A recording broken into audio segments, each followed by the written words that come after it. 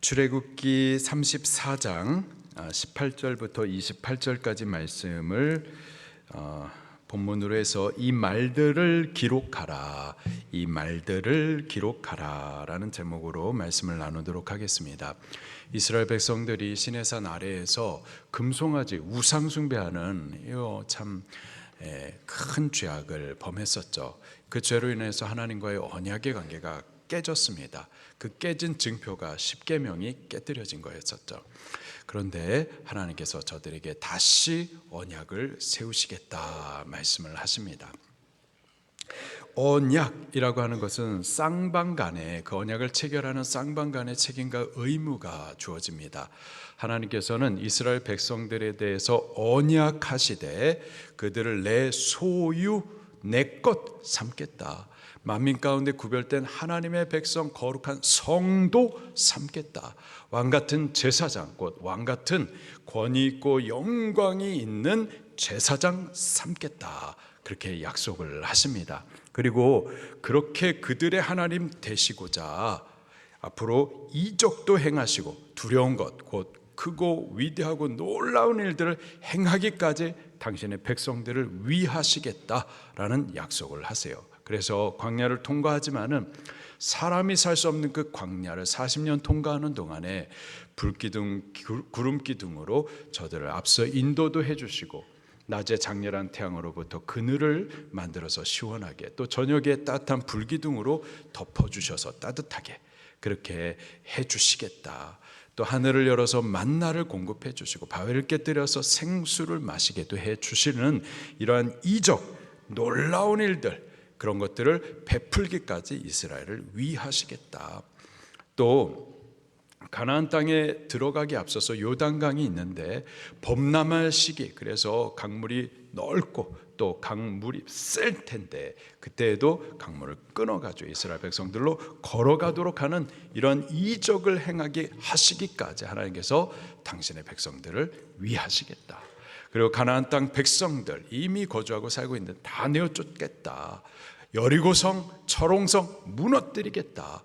이스라엘 백성을 위해서 이적을 행하시고 두려운 일들을 행하시기까지 그들을 위하시겠다라고 하면서 약속한 백성에 대한 하나님 당신의 책임과 의무를 다 하실 것을 말씀하십니다. 이제 이스라엘 백성도 하나님에 대한 언약의 관계 가운데에서 책임과 의무를 행하여만 하는 거죠. 그래서 그들이 하나님 앞에 행해야 될 책임과 의무를 이제 10절부터 쭉 말씀을 해주시는데 10절부터 17절에는 언약의 책임과 의무로서 좀 소극적인 부분, 곧 하지 말아야 될 것에 대해서 가르쳐 주시고, 오늘 본문 18절부터 28절의 적극적인 부분, 해야 할 일들에 대해서 말씀을 해 주십니다.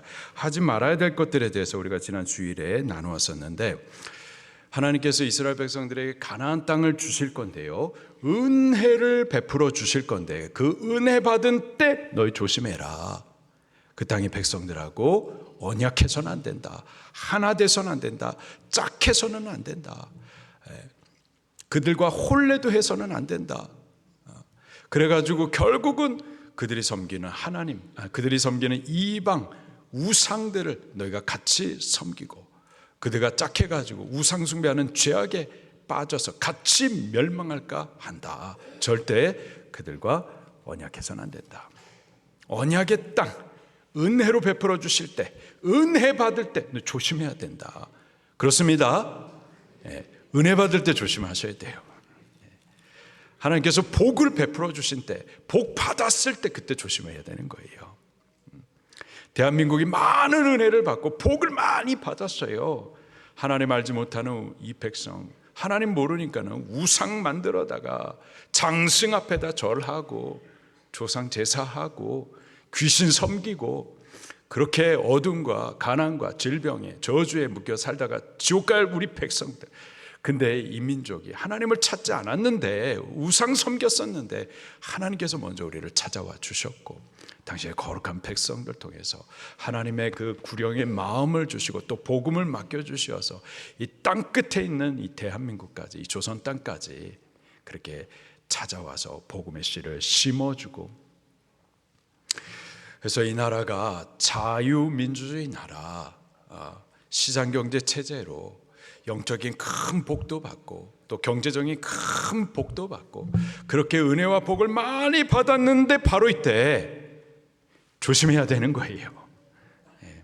조심해야 돼요.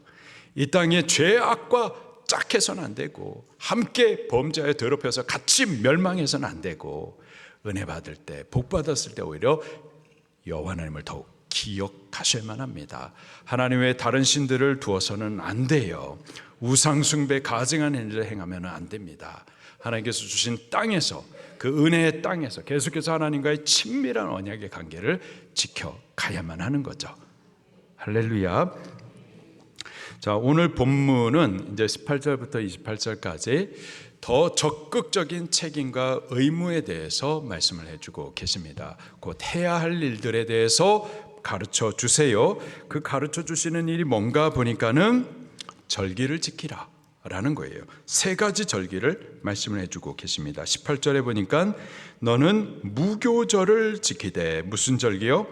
무교절을 지키라. 또 22절에 보니까 77절 곧 맥주의 초실절을 지키라. 무슨 절기요? 77절. 77절을 맥주의 초실절이라고도 말을 합니다. 그리고 22절 마지막에 새말에는 수장절을 지키라. 이렇게 무교절, 77절 그리고 수장절 세 개의 절기를 지키라. 23절을 같이 읽겠습니다. 시작. 너의 모든 남자는 매년 3번씩 주 여호와 이스라엘 하나님 앞에 보일지라. 매년 3번씩 이 세 개의 절기를 지키기 위해서 예루살렘 성전으로 올라와 여호와 하나님 앞에 예배로 보이라. 그렇게 가르쳐 주십니다. 절기를 지키라. 절기를 지켜서 기념하라라는 거죠. 우리나라도 달력을 보게 되면은 빨갛게 구별된 날들이 있습니다. 물론 주일을 빨갛게 기록을 해두고 있죠. 주일이라 기억해라. 그리고 주일 말고도 빨갛게 국경일이나 기념일로 이렇게 나라가 정해가지고 기념하라고 하는 기념일들이 있습니다. 어떤 것들이 있을까요? 3.1절이 있고요. 또 어떤 게 있죠? 3.1절, 광복절, 제헌절, 또 뭐가 있어요? 뭐 하여튼 그런 것들이 있습니다. 기념일들이 있어요. 기념일들을 갖다 빨갛게 기록을 해가지고 구별해가지고 기억하라라는 거죠. 3.1절 그날을 빨갛게 칠해가지고는 국가 기념일로 정해놨단 말이에요. 기억하라는 거예요. 우리가 일제 통치를 당하고 있었었는데 그때 3.1절 날에 우리 자주 독립을 위하여서 사람들이 일어난 이 사실을 기억하라. 우리나라가 원래는 통치받던 자유를 뺏긴 국권을 뺏긴 민족이었었는데 우리가 이 자유를 위해서 이렇게 이런 일들이 있었었다. 기억하라. 기억할 목적으로 기념일을 정해 둔 거죠. 그렇죠. 6월 6일은 무슨 날이죠? 현충일입니다. 현충일. 6월 25일은 무슨 날이죠? 6.25 전쟁이 있었던 날입니다. 기억하라. 기억하라. 6.25 주일이었었는데 야구 경기하고 있었었는데 북한의 공산주의자들이 탱크를 몰고 남침했던 그 날을 우리 기억해야 된다. 기억하고 다시는 그렇게 방심하다가 공격당하지 않도록 기억해야 된다. 기억할 목적으로 절기들을 우리나라들도 만든단 말이죠. 그렇죠? 이스라엘 백성들에게 하나님께서 절기를 주셨습니다. 절기를 주신 이유는 기억하라 라는 거예요. 여호와 하나님을 기억하라. 여호와 하나님께서 베푸신 은혜들을 기억하라고 절기를 정해주시고 이 절기를 지키라 명령하고 계십니다. 그 첫 번째 절기가 18절에 무교절을 지키라 말씀을 하십니다. 무교절은 6월절과 같이 가는 절기입니다. 한 몸이에요. 6월절 절기 바로 다음 날부터 일주일 동안 지키는 절기가 무교절이에요. 6월절은 어떤 절기인가요? 이스라엘 백성들이 애굽의 그리고 바로의 권세 아래 종노릇하고 있었었죠. 그 노역으로 인하여서 많이 괴로웠었는데, 그러나 스스로의 힘이 없어요. 그래서 바로를 대항하여서, 애굽의 권세를 대항하여서 싸워서 이길 수 있는 힘이 없습니다. 그 종노릇하는 신세에서부터 스스로 구원할 능력이 없어요. 그래서 여호와 하나님을 찾기 시작하고 간절함으로 기도하죠. 눈물 흘리기까지 부르짖습니다. 하나님께서 그들의 기도를 들으십니다. 그 간절함과 눈물을 보세요.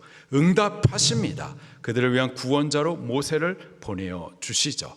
그 모세를 통하여서 10가지 재앙을 통하여서 하나님 계심을, 그가 살아계심을, 능력 있으심을, 이스라엘 백성의 구원을 위하여 일하심을 보여주십니다.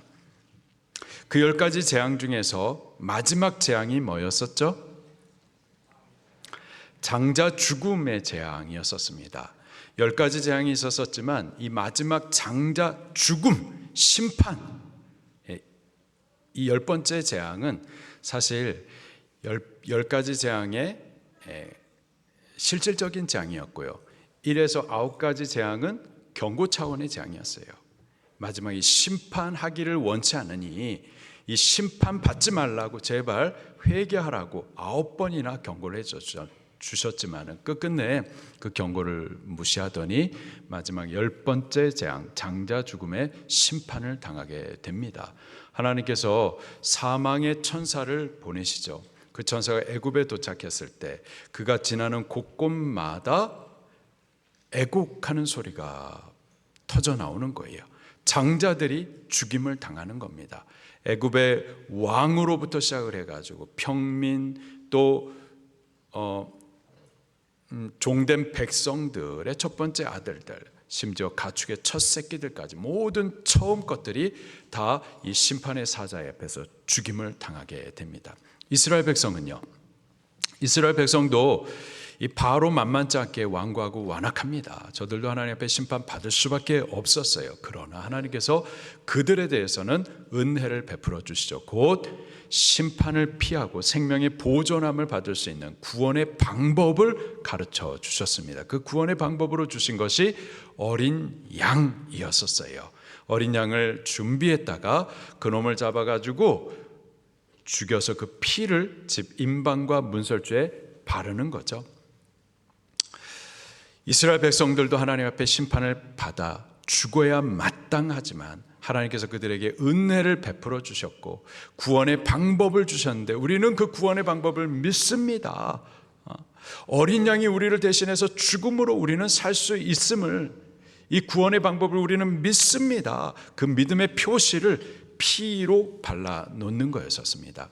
그리고 그 피를 발라놓은 집을 이 죽음의 사자가 볼 때에 그 피를 보고 넘어갔어요. 유월했습니다.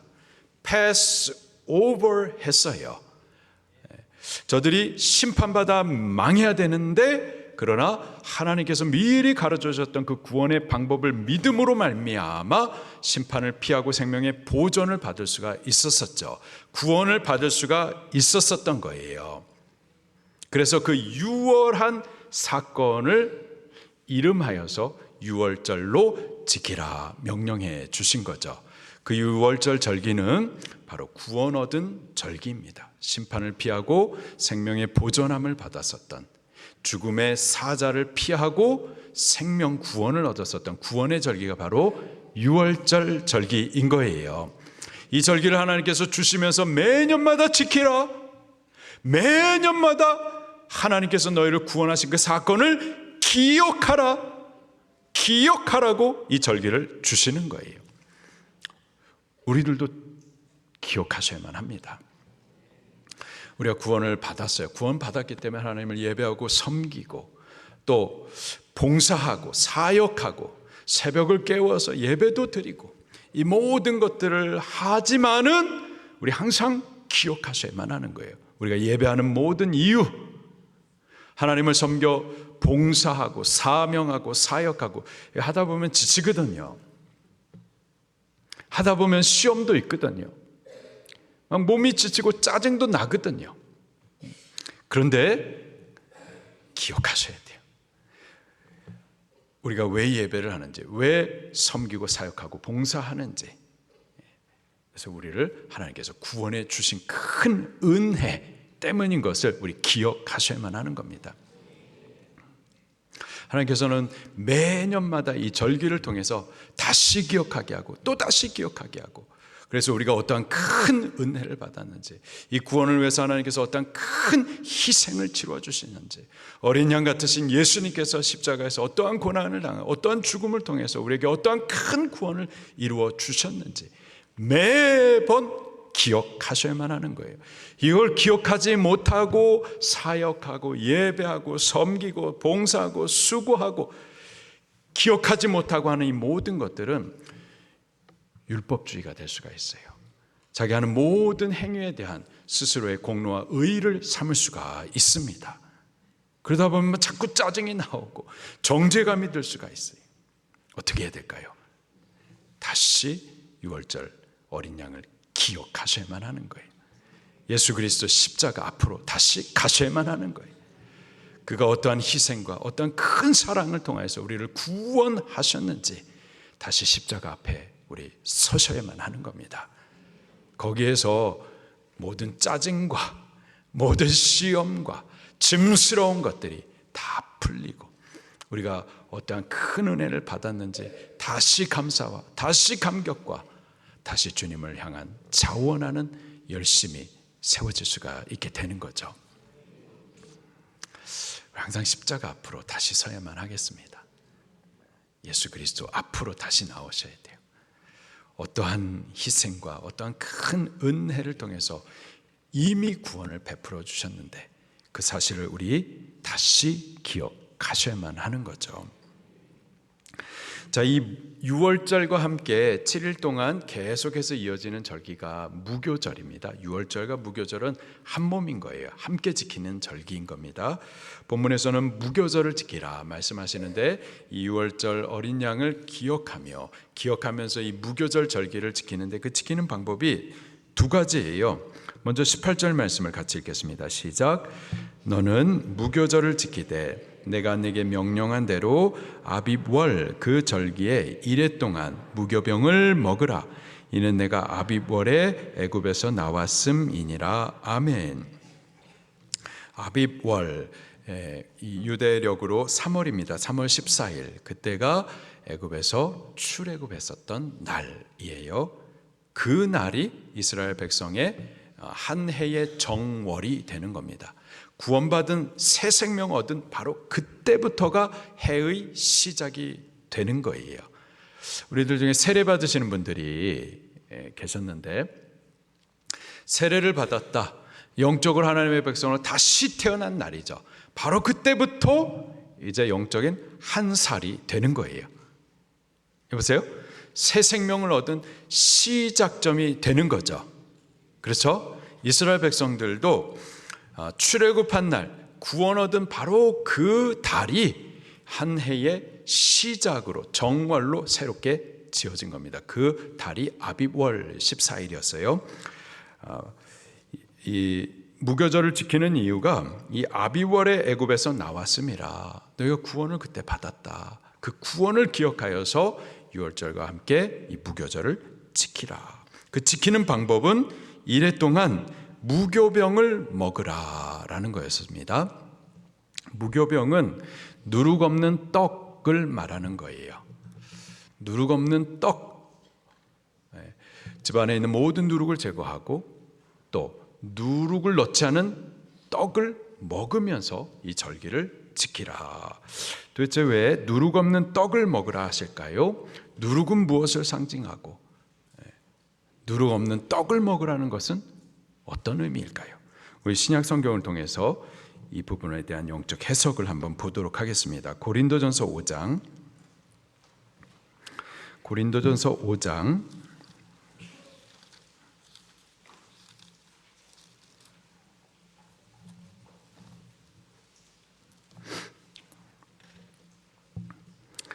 고린도전서 5장 7절과 8절 말씀을 같이 보겠습니다. 고린도전서 5장 7절과 8절 시작. 너희는 누룩 없는 자인데 새 덩어리가 되기 위하여 묵은 누룩을 내버리라. 우리의 유월절 양 곧 그리스도께서 희생되셨느니라. 아멘. 누룩 없는 자다. 묵은 누룩 이거 버려야 된다. 악에 찬 누룩도 버려야 된다. 누룩 없는 순전한 진실함의 떡을 먹자. 8절 말씀도 계속 읽을게요. 시작. 이러므로 우리가 명절을 지키되 누룩으로도 말고 악하고 악에 찬 누룩으로도 말고 누룩이 없이 오직 순전함과 진실함의 떡으로 하자. 여기에서 묵은 누룩, 악하고 악에 찬 누룩 다 죄를 상징해주고 있는 겁니다. 죄. 이 묵은 죄를 말하는 거예요. 우리는 누룩 없는 자다, 죄 없는 자다라고 말씀하고 있어요. 죄의 사함을 받은 자다. 아멘. 우리 죄 짓죠? 그렇죠? 여보세요? 죄 짓잖아요. 거짓말하지 마세요. 죄 짓잖아요. 죄 진단 말이에요. 우리 안에 누룩이 있어요. 그런데 여기서는 누룩 없다 말씀하고 계십니다. 왜 그렇죠? 우리는 범죄했지만 그 죄를 그리스도의 십자가 피가 다 씻으신 줄로 믿습니다. 그래서 우리는 누룩이 없는 거예요. 우리 과거의 죄, 현재의 죄, 그리고 앞으로 계속해서 범할 미래의 죄도 예수 그리스도 십자가가 이미 다 씻으신 줄로 믿습니다. 그 십자가 공로, 그 능력을 의지하여서 우리는 누룩 없다 지금 선언해 주고 있는 거예요. 할렐루야. 우리는 자꾸 내가 범죄하는 것 이거를 생각하는데 그거보다 내 죄를 씻으신 예수 그리스도의 피를 더욱 생각하셔야 돼요. 그 피의 능력이 있어서 우리의 모든 죄를 이미 사하셨다. 죄 없다. 그 피의 능력, 그 피로 인한 선포를 우리 믿으셔야 돼요. 우리는 누룩 없는 자입니다. 죄 사함을 받은 자인 거예요. 그리고 8절에 보니까 이러므로 우리가 명절을 지킬 때 어떤 명절일까요? 누룩 없는 떡을 먹는 절기, 곧 무교절. 이 무교절은 구원 얻은 성도의 삶을 말하는 겁니다. 여보세요? 누룩 없는 떡을 먹는다. 이는 우리 죄 사함 받았고 죄 사함 받은 성도의 삶을 사는 것을 말하는 거예요. 신약의 성도들, 예수님 믿은 성도들, 죄 사함 받은 성도들의 삶은 이거는 무교절 절기를 지키는 것과 같은 거예요.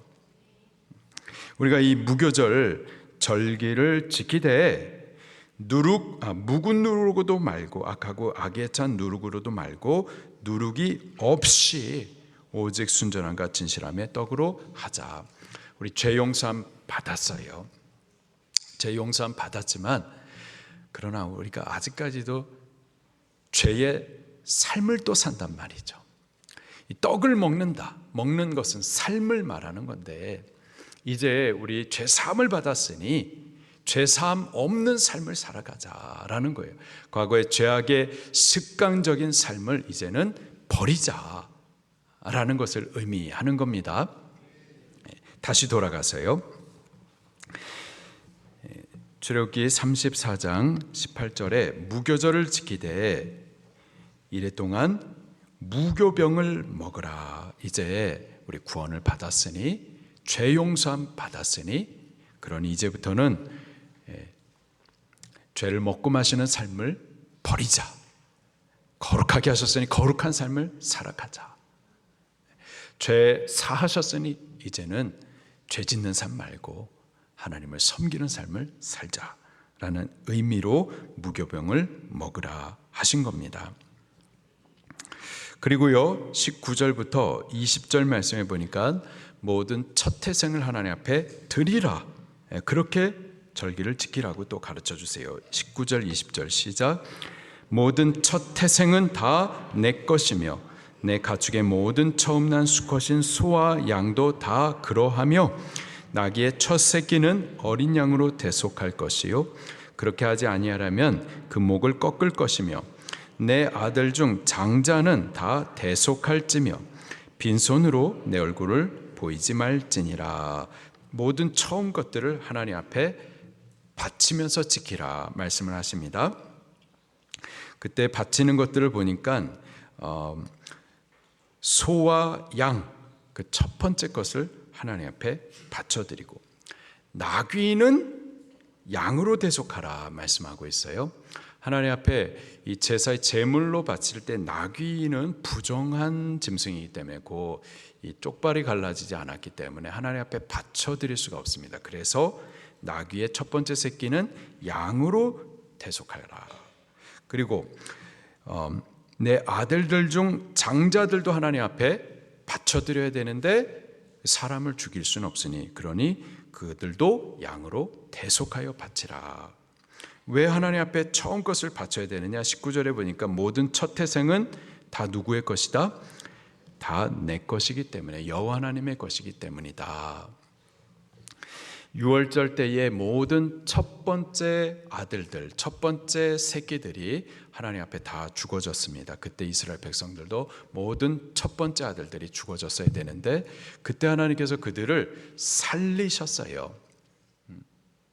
때문에 이제 모든 첫 번째 아들들, 그것은 모든 첫 번째 것들은 이제 하나님의 것이다라고 하나님께서 당신의 주권을 선언해 주고 계시는 거죠.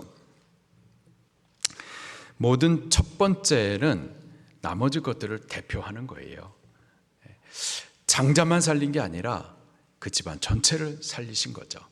때문에 모든 것을 하나님 앞에 바쳐야 되는데 그 의미로 첫 새끼를 바치라라는 의미인 겁니다. 그것은 여호와 하나님의 것이다. 하나님이 주인인 거예요. 우리가 원래는 죽었어야 되는데 그러나 구속함을 받았습니다. 전에는 마귀의 종노릇했어요. 마귀가 우리 위에 왕노릇했었어요. 그런 우리를 하나님께서 구원하셨는데 당신의 아들 예수의 핏값을 주고 사신 거예요. 이제 우리는, 전에는 마귀가 우리의 주인이었는데 이제는 여호와 하나님이 우리의 주인이신 겁니다. 우리는 하나님의 것이에요. 그렇게 하나님께서는 우리에 대해서 당신의 주권을 선언하고 계시는 겁니다. 하나님이 우리의 주인이신 거죠. 우리의 생명 하나님께 속하여 있다. 그것을 하나님께 바치라. 우리의 삶을 하나님 앞에 드리라라는 거예요. 구속함 받은 우리들의 삶은 이제 나를 위해서 사는 것이 아니라, 죄 짓는데 마귀의 종노릇하면서 죄 짓는데 사는 것이 아니라 우리를 구원하신 여호와 하나님, 그 주님을 위하여서 드리는 삶을 살아야만 하는 줄로 믿습니다. 매년마다 이 무교절을 통하여서 바로 이 사실들을 기억하라라는 거예요. 우리가 절기가 없으면 그냥 살면서 잊어버리기 쉽거든요. 그래서 절기를 통해서 매해마다 이것을 다시 기억하고 다시 기억하여서 그 처음 우리가 은혜 받은 그 감격, 거기서부터 다시 우리의 신앙을 재점검하고 시작하라 말씀해 주시는 겁니다. 우리도 그렇게 하십시다.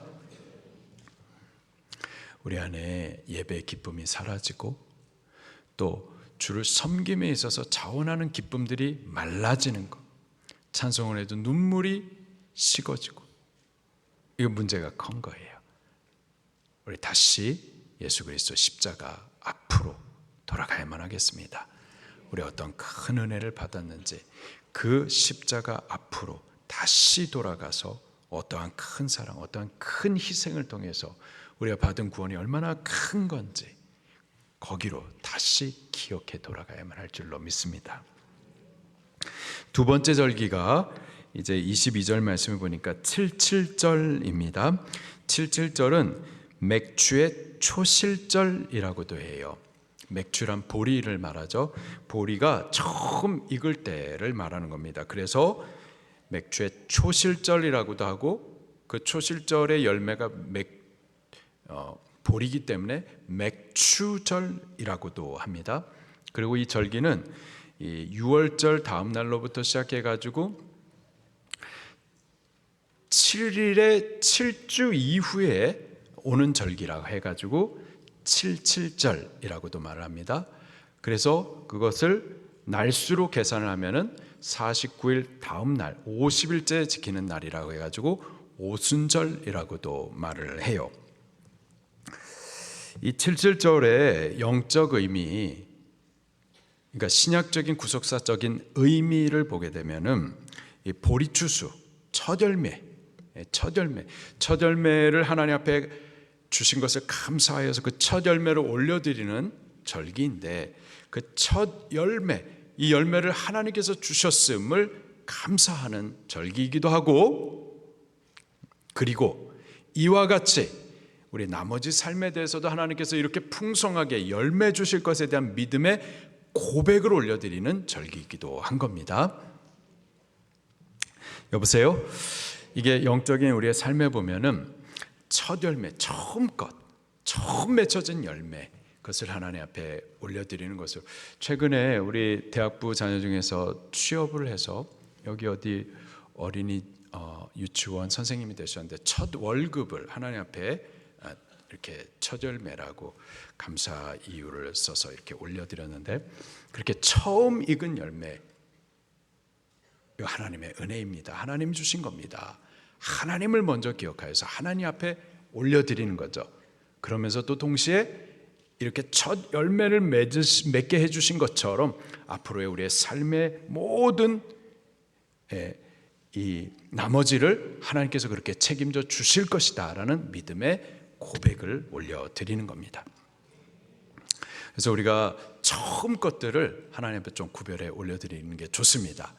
첫 시간을 올려드리고, 한 주에 시작하는 첫날 주일을 하나님 앞에 구별하여 올려드리고, 모든 처음 것을 하나님 앞에 올려드리면서 처음 것을 드림과 함께 오늘 하루의 모든 것을 하나님께서 책임져 주실 줄로 믿습니다. 그렇게 고백을 하는 거죠. 한 해를 시작하는 첫 시간 송구 영신 예배로 하나님 앞에 예배드리면서 이 해를 하나님께서 그렇게 인도해 주실 것을 믿음을 고백해 드리는 겁니다.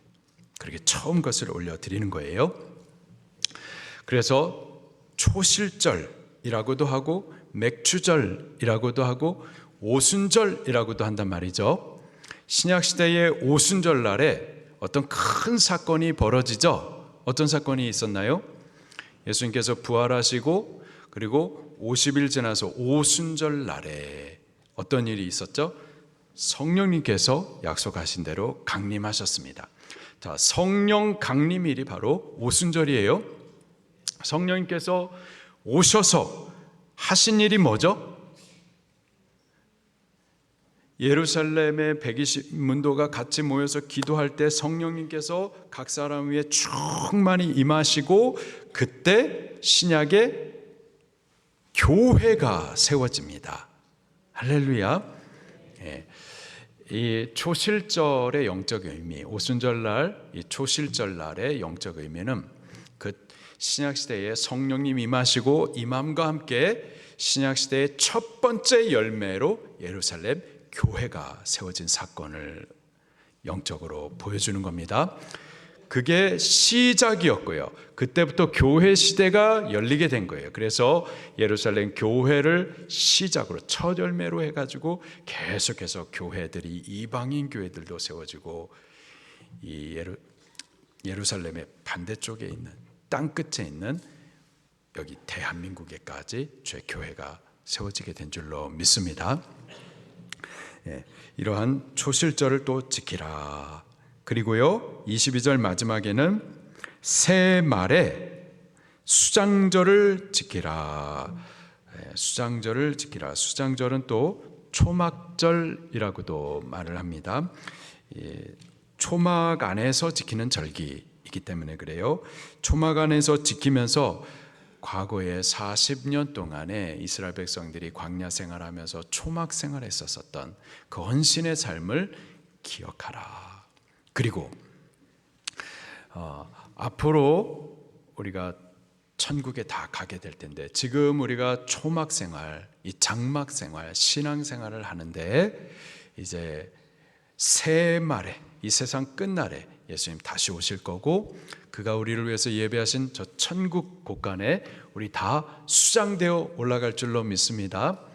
알곡 성도가 돼서 알곡된 우리를 하나님께서 다 모아가지고 저 천국 곳간에다 다 수장해서 거기에서 우리 수장절 지키게 될 줄로 믿습니다. 이렇게 절기 세 개를 하나님께서 말씀해 주시면서 매년 3번씩 여호와 하나님 앞에 올라와서 이 절기를 지키라 명령하십니다. 22절, 24절, 23절, 24절 시작.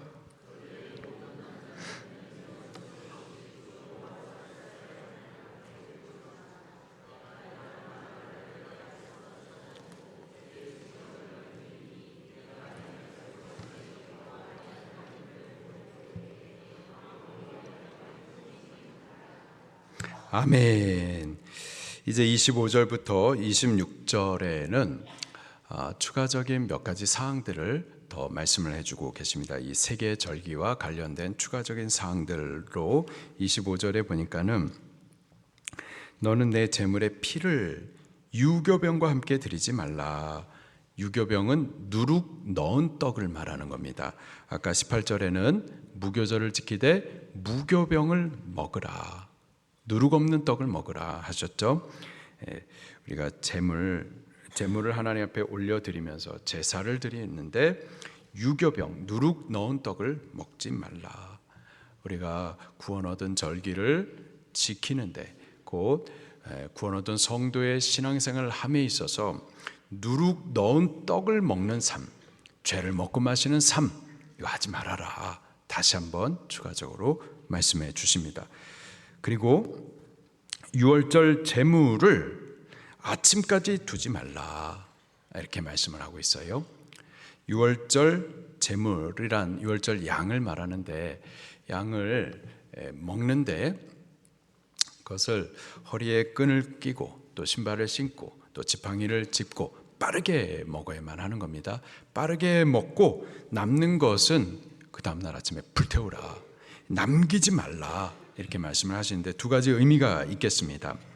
우리가 이 유월절 양을 먹는다, 양 대신 예수 그리스도를 상징하는데 먹는다라는 것은 또 믿는 것을 의미를 하는 거예요. 예수 그리스도를 우리가 믿되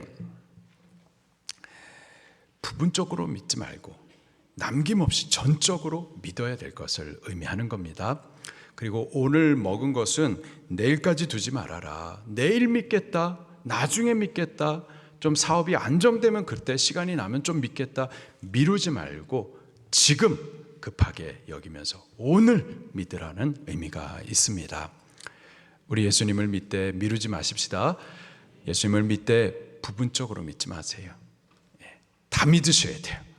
남김없이 전부를 믿으셔야 돼요. 이해가 되는 것도 믿고 이해 안 되는 것도 믿으셔야 돼요. 믿음은 이해돼서 믿는 것 아닙니다. 김학철 씨라고 있어요. 잘잘법에 연세대학교 신학과 교수가. 이분은 창세기 1장 1절 태초에 하나님이 천지를 창조하시니라. 하나님이 어떤 분이신지 창세기 1장 1절에 성경 1장 1절에 그렇게 선포하시는데 창조론을 안 믿어요. 성경을 안 믿는 거예요.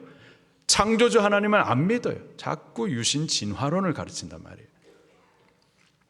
그러면서 마치 한국교회를 대표하는 자처럼 말하는데 잘못된 겁니다. 듣지 마셔야 돼요. 무슨 얘기하다가 여기까지 왔죠? 뭐죠?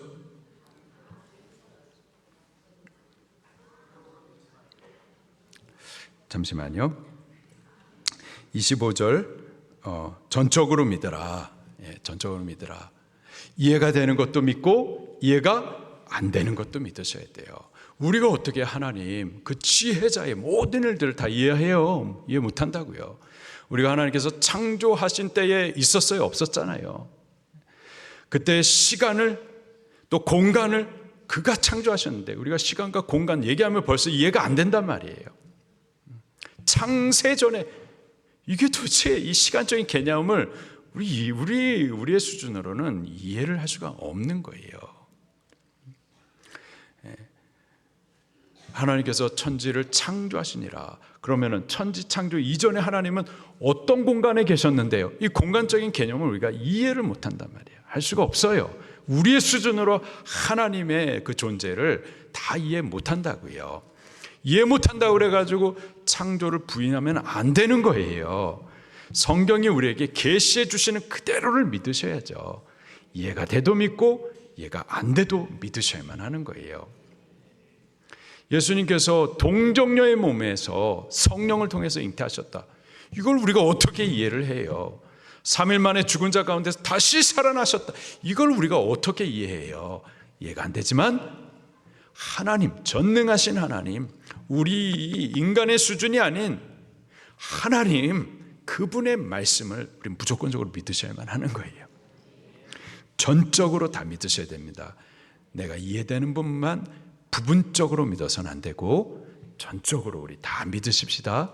성경 전체를 다 믿으셔야 돼요. 할렐루야. 천국 믿으세요?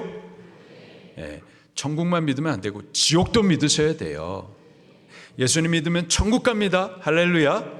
그 사실도 믿지만은 예수님 안 믿으면은 천국 못 가네. 아유 아쉽다. 이 정도가 아니라 지옥 갑니다. 지옥이 있어요. 그것도 믿으셔야 돼요. 전부를 믿으셔야 돼요. 할렐루야. 또 26절 말씀에 77절 곧 맥주의 초실절과 관련해 가지고 또 추가적으로 가르쳐 주시는데요.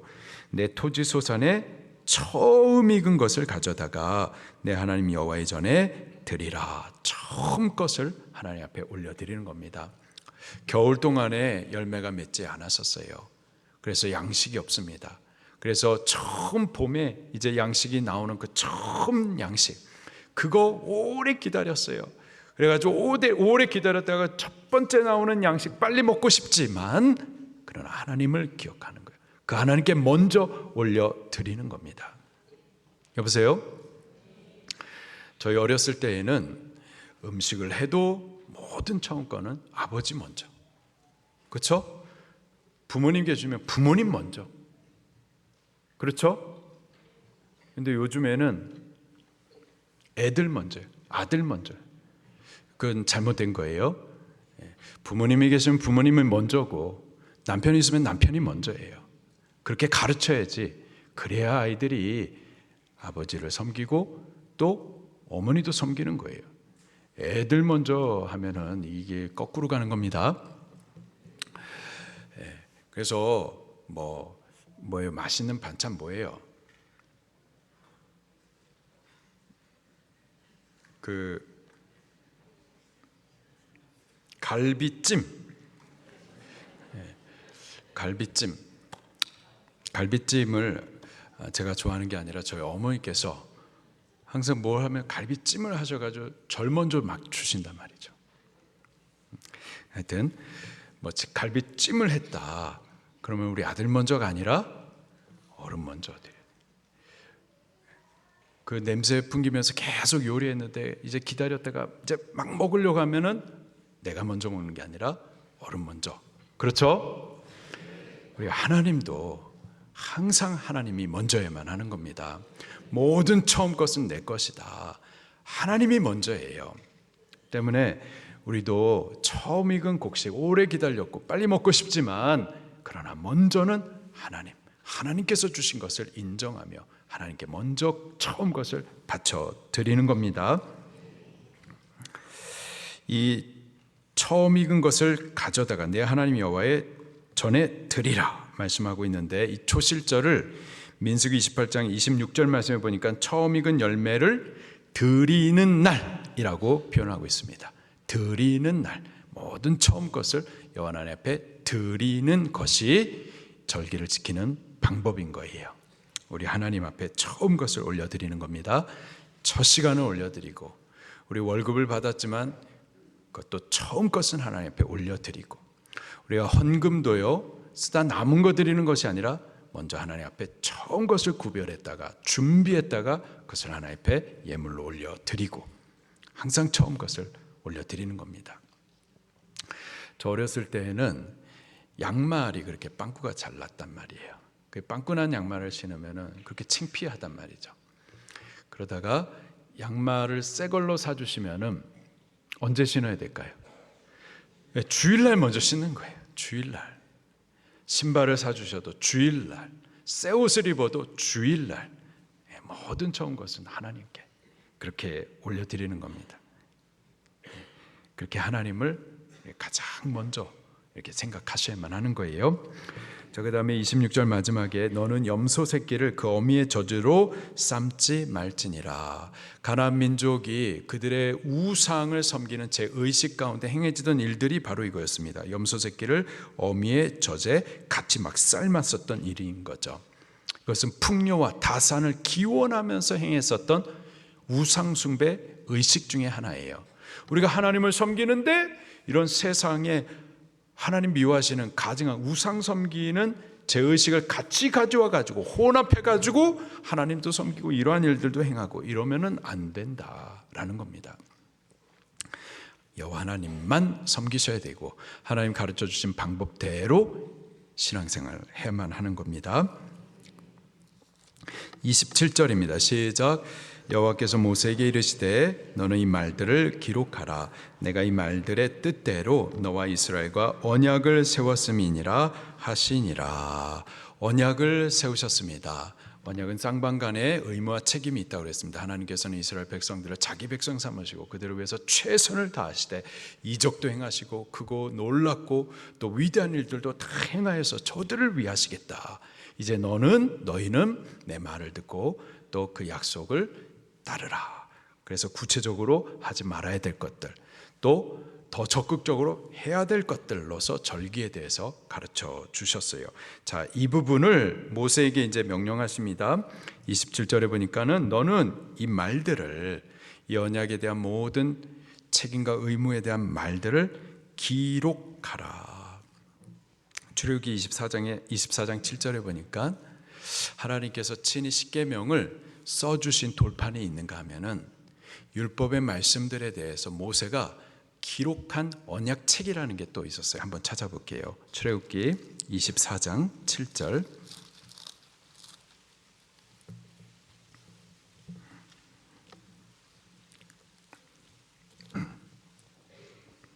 출애굽기 24장 7절 시작.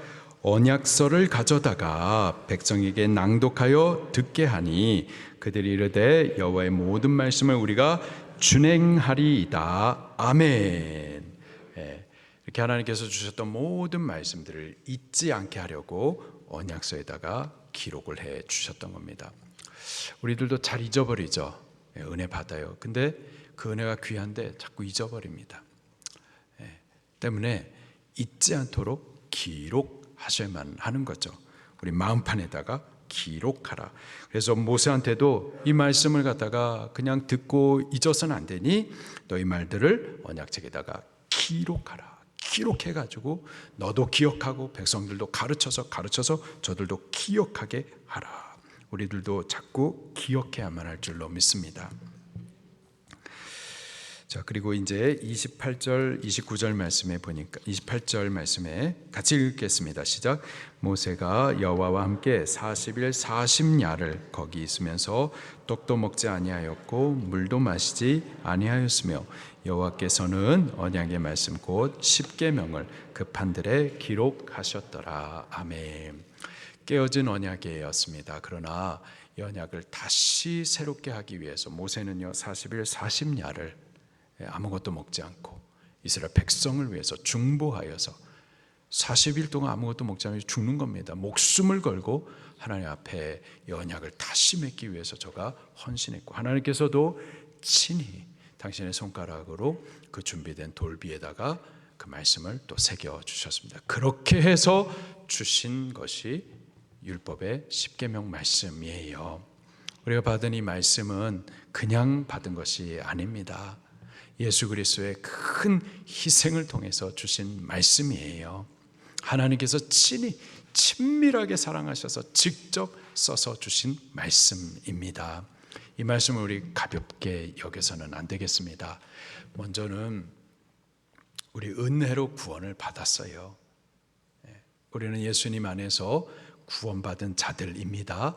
이 사건이 크고 절대적이에요. 어떤 다른 것으로 이 은혜를 갚을 길이 없어요. 우리는 너무 큰 은혜를 받은 자인데 이제 은혜 받았으니 은혜 받은 자로서 주를 위해서 살아가야 되겠는데, 주신 언약의 말씀을 따라서 그 책임과 의무를 따라서 주신 말씀을 따라서 이게 하나님 기뻐하시는 일들이구나, 이게 하나님의 백성으로 살아가야 할 법이구나, 이렇게 하면 하나님을 기쁘시게 하는 거구나, 이 말씀을 따라서 주님을 기쁘시게 하기 위해서 살아가기를 힘쓸 수 있기를 예수님 이름으로 축원합니다. 말씀 붙들고 통성으로 기도하시겠습니다.